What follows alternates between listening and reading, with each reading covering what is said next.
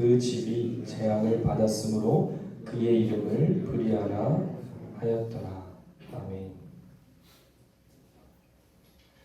할렐루야. 오늘도 새벽을 깨워 말씀과 기도의 자리로 나오신 모든 성도님들을 환영하고 축복합니다. 저는 가끔 이런 이야기를 들어본 적이 있는데요. 이제 막 아기를 출산해서 바쁘게 자녀를 키우다 보면요, 종종 엄마들이 자신의 이름을 까먹을 때가 있다는 것입니다. 또 다둥이를 키우는 어머니들은요, 또 내가 누군지 모를 때가 있고, 또 과거의 내 삶과 이름은 지워지고 그저 엄마라는 이름만 남은 것 같다라는 말을 들어봤습니다. 또 회사에서 그토록 이름 세 글자가 불리며 또 정체성을 확고히 했던 사람들도 은퇴하고 나면 매일 일을 가고 매일 그곳에서 이름이 불리다가 이제 그러지 않으니까 종종 이제 내 존재는 무엇일까, 또 내 이름은 어떤 의미일까, 이런 생각을 한다고도 합니다.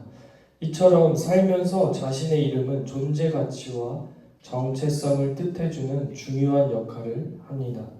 그럼에도 여러 상황이나 또 환경 가운데 나 스스로에게 혹은 남들에게 나의 이름이 잊혀지는 일은 참으로 쓸쓸하게 여겨질 때가 있는 것 같습니다.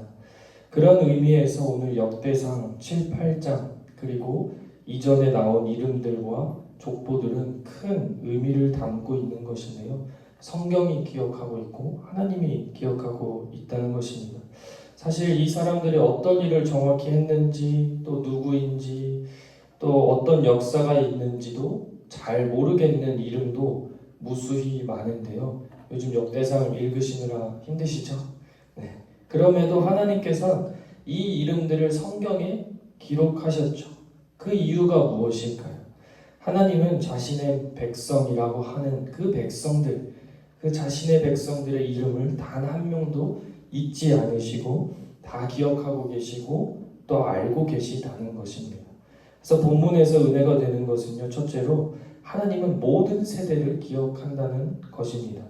성경에는 여러 족보들이 등장하는데요. 보통 아브라함의 족보나 또 다윗의 족보처럼 성경 인물 중에 그래도 비교적 유명한 사람들 위주로 족보들이 많이 쓰여 있습니다. 그런데 오늘 본문은 조금 특별하게 비교적 주목을 덜 받는 지파들을 기록하고 있습니다. 다른 스토리가 많이 기록된 유명한 성경 인물과 다르게 저희도 들어보기에 참 생소한 이름들이 나열되어 있는데요.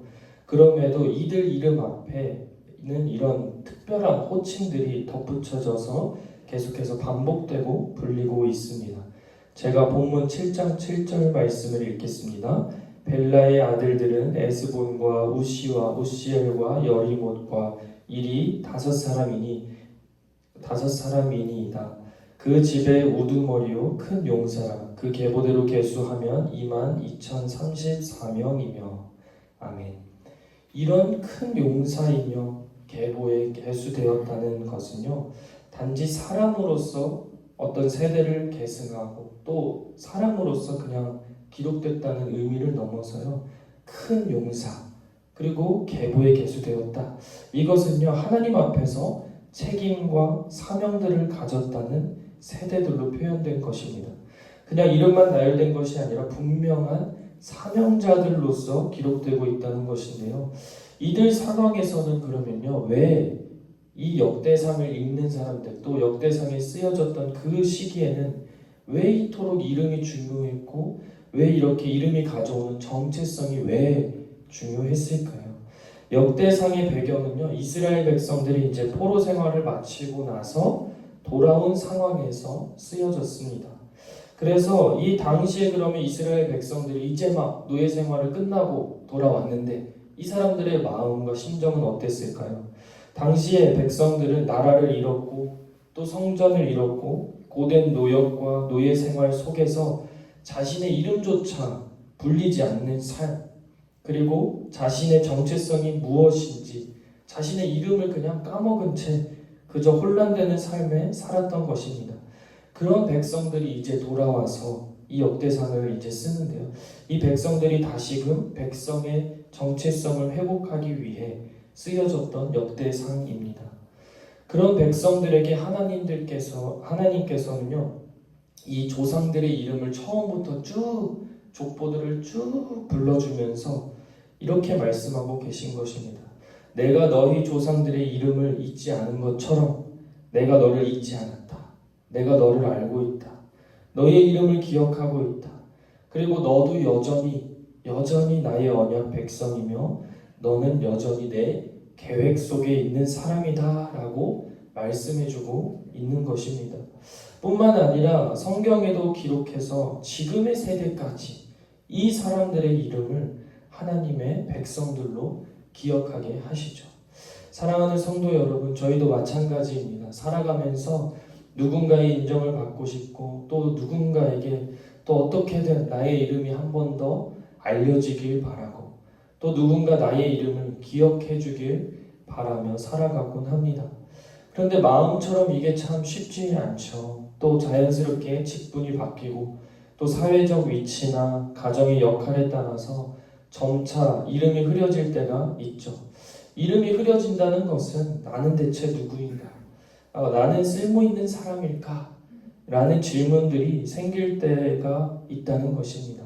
저희 아버지도 이번 화요일 날 이제 오랜만에 선거날 하면서 쉬셨는데 아버지의 일과를 들어보니까요.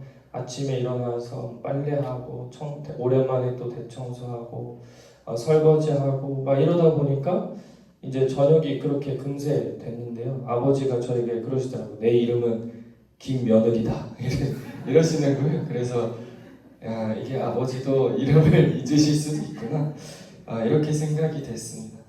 그런데 이런 이제 나는 대체 누구인가 뭐 이렇게 예로 들었지만요. 나는 뭐 이후에 또 쓸모있는 사람인가 라는 질문들이 생길 때 그럴 때마다 하나님께서는 오늘의 이 시대에 저희에게 똑같이 이렇게 말씀해주고 계십니다. 제가 출애굽기 3장 6절 상반절 말씀을 읽겠습니다. 또 이르시되 나는 내 조상의 하나님이니 아브라함의 하나님, 이삭의 하나님, 야곱의 하나님이니라. 아멘. 오늘 족보에서도 믿음의 조상들과 함께한 하나님께서 여전히 또 역대상 백성들과도 함께하고 계시다는 것인데요. 저희 또한 하나님의 언약 백성으로서 그 누가 알아주지 않아도 또 누군가에게 잊혀진 이름이 될지라도 오직 하나님께서는 저희의 이름을 아시고 또 하나님 구원의 역사 속에 계획된 사람들인 줄 믿습니다. 이 귀한 사실을 깨닫고 삶의 어떤 환경과 문제 가운데서도 하나님의 언약 백성이라는 이 정체성을 잃지 않기를 소망합니다. 두 번째로 하나님은 실패의 이름도 기억하시고 회복하시는 분이시라는 것입니다. 오늘 읽은 21절 말씀 이후를 보시면요. 에브라임 가문에서 참으로 비극적인 일들이 벌어집니다. 그 아들들이 가드 사람들에게 가서 짐승을 빼앗으려다가 에브라임의 아들들이 죽임을 당하는데요. 이는 단순한 죽음이 아니라 가문 전체에 치명적인 아주 상실감을 주는 그런 일이었습니다. 에브라임은 너무 슬퍼했고 그 이후에 다시 얻은 아들의 이름을 브리아라고 지었는데요. 이 브리아의 이름의 뜻은 재앙이었습니다. 재앙. 어떻게 자녀를 재앙이라고 김재앙 이렇게 지은 거죠. 그 정도로 잃은 자녀들에 대한 상처와 아픔이 컸다는 것입니다.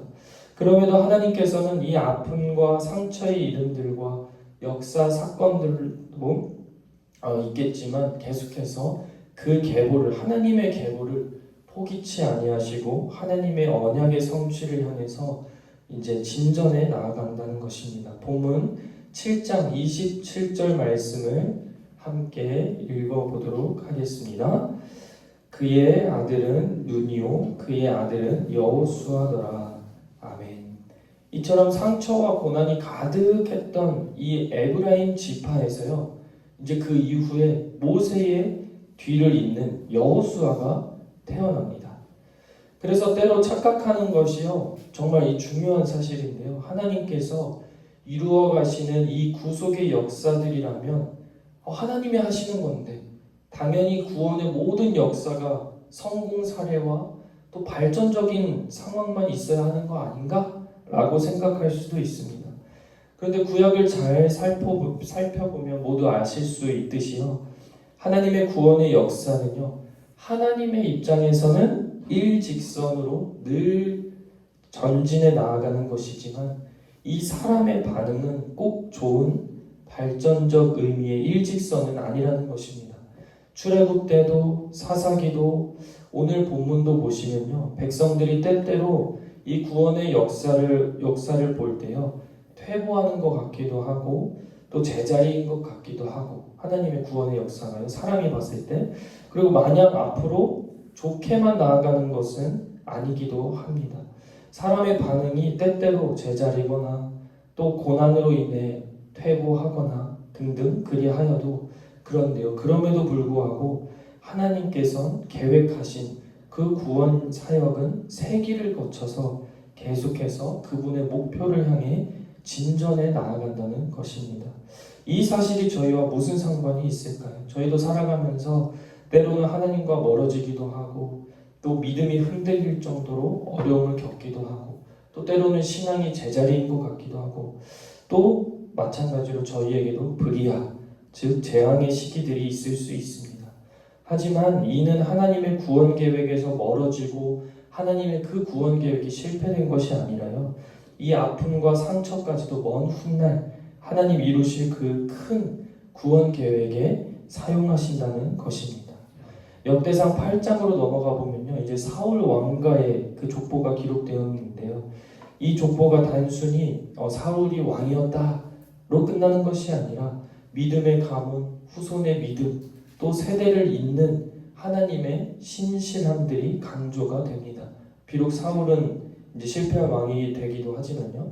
그러나 이 한 사람의 일생과 기도로 끝나는 것이 아니라 이 한 사람을 통해 일하신 하나님께서 그 이후에 세대들을 통해서 계속해서 하나님의 구원 역사들을 이루어 가신다는 것입니다. 사랑하는 성도 여러분, 하나님께서는 모든 시간과 사건과 또 역사들을 통해 보여주신 것이 있습니다. 바로 하나님의 구원 계획을, 즉 하나님의 언약은 성취되고 있고 또 성취될 것이며 또 성취되었다는 것입니다. 그리고 그 과정에는 비록 늘 좋은 일만을 통해서 이루어진 것은 아니지만요. 성취를 향해 달려간다는 사실이 있다는 것인데요.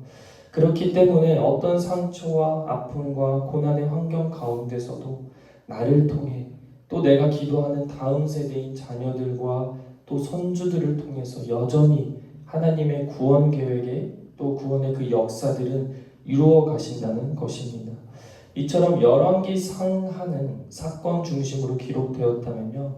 역대 상하는 하나님의 섭리와 일하심에 대해서 더욱 이렇게 풀어놨습니다.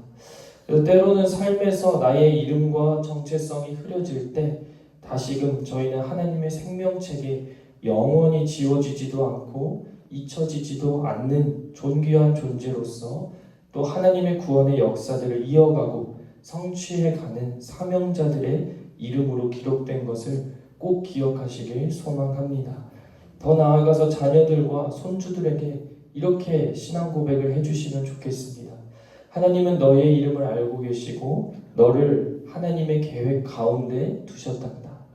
이 말 한마디가 후손들이 앞으로 세상에서 겪을 수많은 위기를 극복해 줄 수 있는 뿌리가 될 수 있다는 것입니다.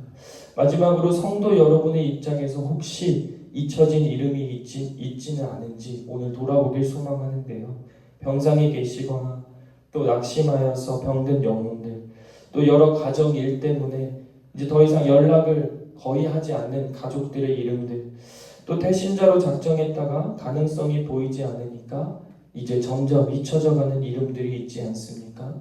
오늘 이 새벽에 잊혀진 이름들을 다시 한 번 더 상기시키면서 하나님께 이렇게 기도하면 좋겠습니다. 이 사람들의 이름을 기억해 주세요.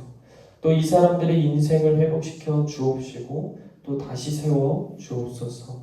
또 깨어진 관계가 있다면 회복하게 해달라고 기도하면 좋겠습니다. 저희의 기도가 쌓이면 또 언젠가 이 잊혀진 이 사람들의 이름 또한 하나님의 나라의 족보에 또 기록될 줄 믿습니다. 이 시간 함께 기도하도록 하겠습니다. 사랑해 주님 감사합니다. 어쩌면 지루하게 여겨질 수 있는 이 역대상의 족보들을 통해 하나님께서는 단 한 사람의 그 이름도 잊지 않으시고 또 하나님의 역사 가운데 이 한 사람 한 사람이 모두 다 정말 하나님의 그 큰 구원 계획 가운데 있다는 것을 깨닫게 하시니 감사드립니다. 브리아 같은 이름을 가진 인생이라 할지라도 그 눈물 가운데 여호수아를 준비하신 하나님을 바라봅니다. 우리의 실패와 상처 가운데서도 하나님의 새로운 시작을 경험하게 하여 주옵소서. 그리하여 우리의 가정과 자녀와 후손들이 하나님 구원의 역사 가운데 계보 가운데 쓰임받는 복음의 통로들이 되게 하여 주옵시고 하나님의 구속사를 함께 이뤄가는 큰 용사들이 되게 하여 주옵소서. 더 나아가 나 자신과 우리 가정만 돌보는 것이 아니라 우리에게 잊혀진 상처의 이름들이 있다면 이 시간 그들을 위해 기도하게 하여 주옵시고 그들 또한 하나님 품으로 돌아오는 역사가 일어나게 하여 주옵소서. 그리하실 줄 믿사오며 예수님의 이름으로 기도드립니다. 아멘. 함께 주기도문으로 예배를 마치겠습니다. 하늘에 계신 우리 아버지여, 이름이 거룩히 여김을 받으시오며 나라가 임하시오며 뜻이 하늘에서 이루어진 것 같이 땅에서도 이루어지이다. 오늘날 우리에게 일용할 양식을 주옵시고 우리가 우리에게 죄 지은 자를 사하여 준 것 같이 우리 죄를 사하여 주옵시고 우리를 시험에 들게 하지 마옵시고 다만 악에서 구하옵소서. 대개 나라와 권세와 영광이 아버지께 영원히 있사옵나이다. 아멘. 이 시간 함께 나눈 말씀을 기억하시면서 하나님께서 새벽 이슬과 같이 주신 말씀이 오늘 나의 삶을 인도해 주시는 생명의 말씀이 되길 위해 기도하시겠습니다. 또 저희 시은소 교회와 저희가 섬기고 있는 선교지와 또 지역사회와 이웃을 위해 또 하나님이 세우신 담임 목사님을 위해 원로 목사님을 위해 또 함께 돕는 중직자와 부교육자들을 위해 이 나라와 이 민족을 위해 또 교회의 환우분들을 위해 기도하시겠습니다. 다음으로 작정한 태신자들을 위해 함께 기도하겠습니다. 성도님들께서 작정해 주신 명단을 오늘 순서에 맞춰서 불러드리겠습니다. 이주형, 이준석, 이지호, 이차순, 이창열, 이철호, 이하영, 이한배, 이현수, 이현아, 또 이현주, 이효상, 임명순 부부, 임병혁, 임세혁, 임숙자, 임재익, 작은울케, 또 장명숙, 장문진, 장영순, 장진선, 재선 원장. 오늘 역대상 말씀처럼 참 이 이름이 이제 얼마나 귀한지 깨달았습니다. 이분들을 위해서 함께 기도하겠습니다. 또 마지막으로 이 새벽 간절히 기도의 응답을 간구하기 위해 가지고 나오신 개인의 기도 제목들을 가지고 함께 간절한 마음으로 기도하시겠습니다.